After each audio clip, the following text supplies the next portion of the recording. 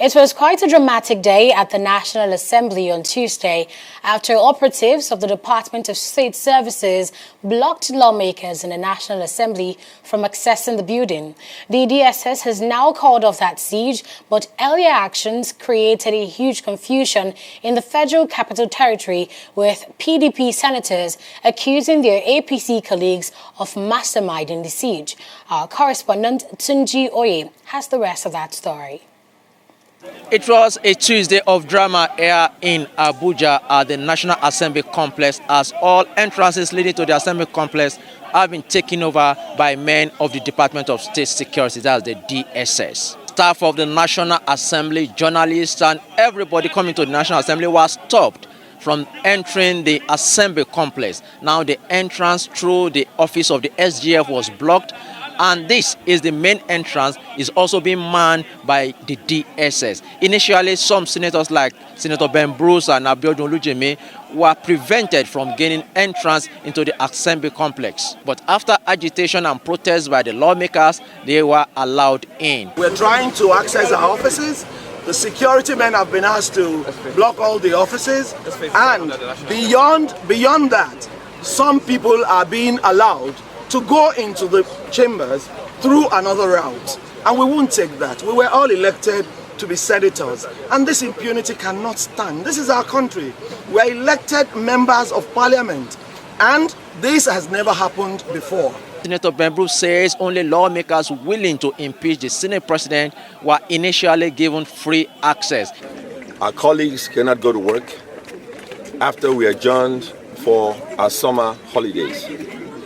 We have been informed that the APC senators are attempting to effect a change of leadership. This is anti-democratic, against the law and against the Constitution of the Federal Republic of Nigeria. This morning, I have been in touch with the American Embassy. I will be in touch with the European Union. I will be in touch with Great Britain. I will be in touch with Canada.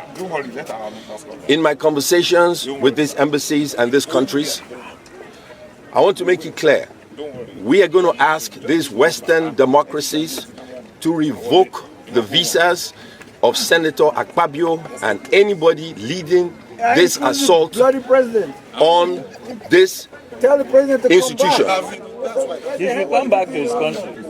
We will ask them to revoke the visas of their wives and the visas of their children.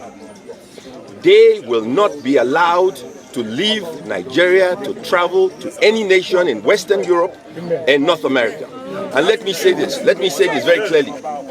Let nobody test me or let nobody test this institution. When you begin anti-democratic situations like this, including the DSS officials, I want all of you to photograph all those breaking the law. Get me their pictures, get me their names. We will submit the names of the DSS officials, the names of Senator Akpabio and the gang to the embassies. I've been in touch with them already. They are waiting for the list. And as soon as they have it, the request will go to Washington, it will go to London, it will go to EU, it will go to Canada, and we will make sure their visas are revoked. There are unconfirmed reports that the Senate president will be impeached today, and this may probably be the reason for all this drama. Presently, only lawmakers are allowed in. Their security aides and their personal assistants were not allowed in by the DSS. The event is still unfolding here at the National Assembly, and we will keep you posted as it unfolds. From Abuja, Tunji Oye, CV 360 News. After Tuesday's early morning drama, Acting President Yemi Osinbajo announced the dismissal of the Director General of the Department of State Services, Lawal Daura. Daura has now been arrested and detained by police officers and has been replaced by the most senior officer in the DSS, Matthew Schaefer. Osinbajo, in a statement, described the DSS's action as a gross violation of the Constitution and assured that all officers involved will be disciplined. The acting president also insisted that the federal government was unaware of the development. Now, after that announcement, Osinbajo also met with the Inspector General of Police, Ibrahim Idris, behind closed doors at the presidential villa in Abuja.